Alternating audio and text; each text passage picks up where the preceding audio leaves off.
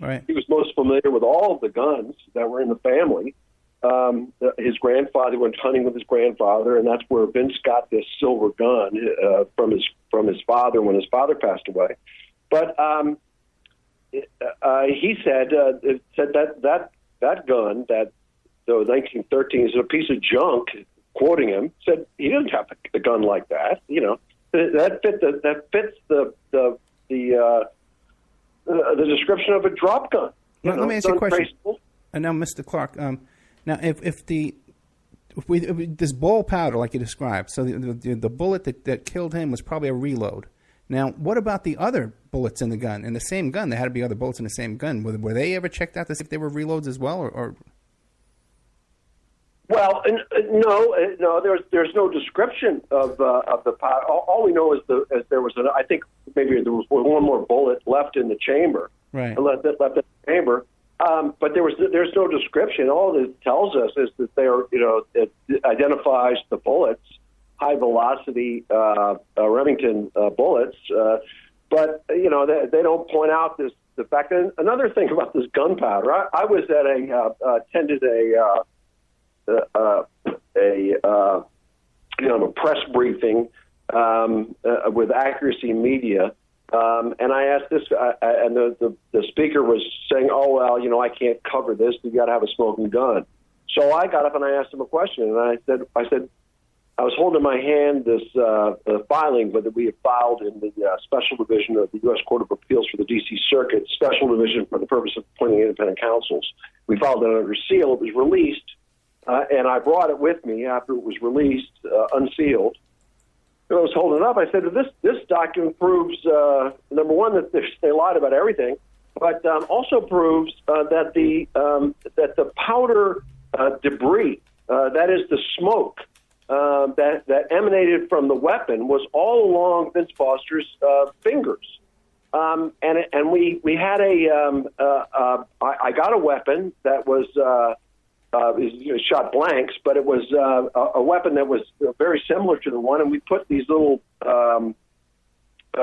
pieces of plastic on it to show where the gunpowder emanated from, and it emanates from where the cylinder spins around. There's a little gap there, right? And we showed that he could not. You can't pull the weapon with your index finger. You can't do it. You couldn't even do it with your thumb. From these powder, from the powder, as I said in this press briefing, I said it's not wouldn't be an unusual way to hold the weapon. It wouldn't be an unlikely way to hold that weapon. It's an impossible way to hold the weapon. The weapon was through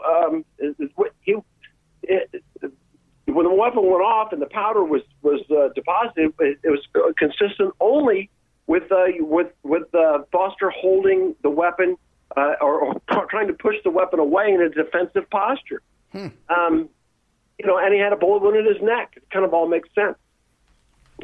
Also, in the Freedom of Information Act lawsuit, we got Henry Lee's report, and it was touted as, Henry Lee, the great Henry Lee says it was it's suicide. Yeah. Well, it was touted as a 500 and some page report. We finally got it shaken loose in the FOIA case. Most of the pages are blank. They have like a little caption at the bottom. It's so obvious that it's not a 500 page. It was like a 40 page. It was very, very, in any event, among other things, he said that he found gunpowder-like debris in the soil under where Foster's body was found. Well, he didn't get that soil for 2 years. For 2 years after Foster was found dead, and he's telling us that there was gunpowder there. Also, the FBI said, and I don't believe it, but they said in the Fisk report that they dug 18 inches down to under where Foster's body was found to get anything to see if there was anything down there, like a bullet or something. It's just ludicrous.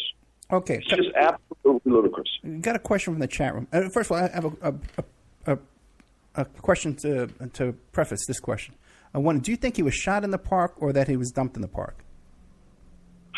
Well, my guess is that he was shot in the park because there's really no evidence that he was moved.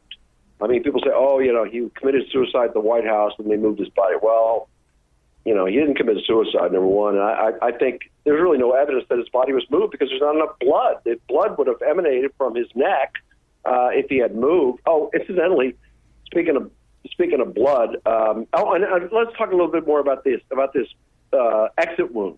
Okay. Well, when you go through all of the paramedics that were at the scene, all of the U.S. Park Police that we talked about a little bit already, the doctor who looked at the body and kind of inspected the body at the hospital, at Fairfax County Hospital in the morgue, all of them, not one of them, 27 people, not one of them saw this exit wound. That the only person that we have to rely on about the existence of exit is Dr. Beyer. And Dr. Beyer doesn't have a good history. He's been involved in other cover-ups at the behest of the federal government before this. In any event. Let me ask another quick question. How did the FBI get involved at all if this is a suicide? Well, that's a good question. There's a statute, the presidential assassination statute, that mandates that the FBI is to take primary jurisdiction whenever there's an attempt or the death of the president or 25 employees of in the White House, and they did it by they divide this up, name the 25 by salary, and if you made it was $110,000. If you made less than that, then there wasn't primary mandatory jurisdiction. If you made over $110,000, there was, and this is out of a total of 50 employees that are sort of fall in this one of these two categories. So obviously, Foster Deputy White House Counsel is going to be above the 110,000 and not the below. He's going to be the top 25 as opposed to the bottom 25. Well, that's mandatory primary jurisdiction. Well, the FBI didn't take mandatory primary jurisdiction. The Park Police took it. But the FBI did much more investigation than the Park Police. They were all over the case. They interviewed virtually everybody. They interviewed Patrick Knowlton. The Park Police didn't interview anybody. They didn't even interview the responding police officers who were there. They didn't interview the paramedics who saw the bullet wounds, one of which, at least one, maybe two, coded it as a homicide on his report. They didn't even interview. So, I mean, there really was no investigation. In fact, Cheryl Braun, U.S. Park Police sergeant on the scene, testified that she concluded that it was a suicide before going to before looking at the body. Oh, incidentally, when the body was first discovered, when the body was first found, when the Park Police, if we have time, I'll talk about the fact that they said that this guy, Dale Kyle, had discovered the body. Well, that's a lie. He didn't discover the body. I can tell you how we know that through the federal investigative records. But one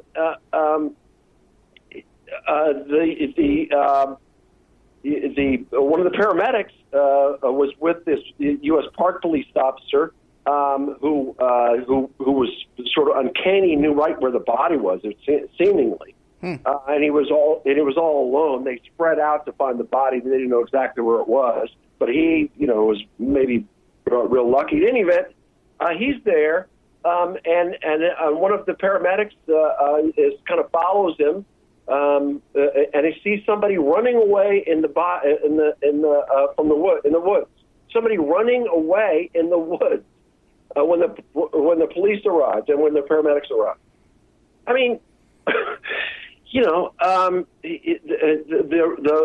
the prosecutor Miguel Rodriguez tells us that when this paramedic spoke before his grand jury, which was dismissed, we can talk about that. Okay, John, we got a commercial break.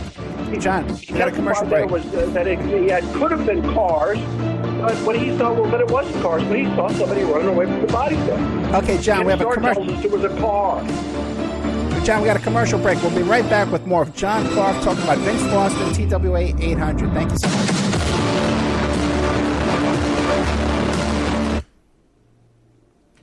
All clear. Yeah, but don't forget, you got to play the music. Oh, yeah. I got to say, I couldn't hear you in the end, too. For some reason, the Skype was pushing you down. Oh, this guy was going on a roll, man. Okay. Yeah, okay. Thanks. Let me talk to him.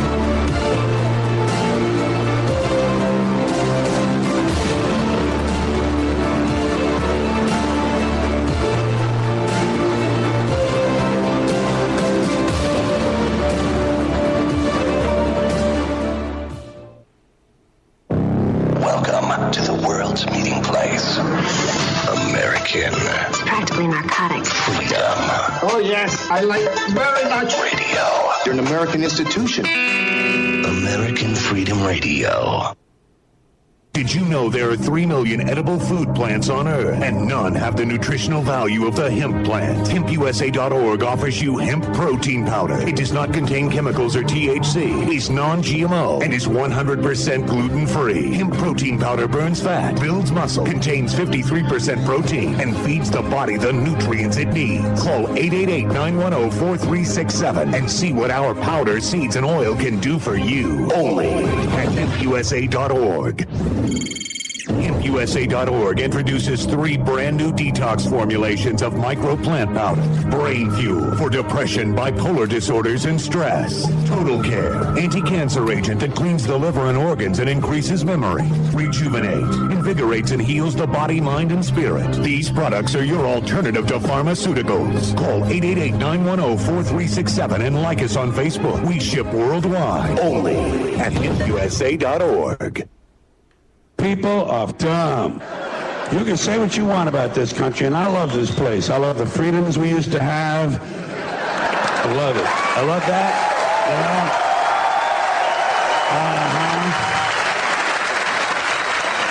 I love it when it didn't take catastrophe to get us to care for one another. I love the fact that we're on camera all the time from all angles. But you know what? You can say what you want about America. And I say I love this place. I wouldn't have it any other way. Wouldn't live in any other time in history and any other place. But say what you want about America, land of the free, home of the brave. We got some dumbass people floating around this country. Yeah. And this ain't just ranting and raving. This ain't just blowing off steam. I got a little evidence to support my claim. It just seems to me that only a really low IQ population could have taken this beautiful continent, this magnificent American landscape that we inherited. Well, actually, we stole it from the Mexicans and the Indians, but hey, it was nice when we stole it. It looked pretty good. It was pristine. Paradise. Have you seen it lately? Have you taken a good look at it lately? It's embarrassing. Only a nation of unenlightened half-wits could have taken this beautiful place and turned it into what it is today, a shopping mall. A big shopping mall. You know that? That's all you got. That's all you've got here, folks. Mile after mile of mall after mall. Many, many malls. Major malls and mini malls. They put the mini malls in between the major malls. And in between the mini malls, they put the mini marts. And in between the mini marts, you got the car lots, gas stations, muffler shops, laundromats, cheap hotels, fast food joints, strip clubs, and dirty bookstores. America the Beautiful. One big transcontinental commercial cesspool. And how do the people feel about all this? How do the people feel about living in a coast-to-coast shopping mall? Well, they think it's just dandy.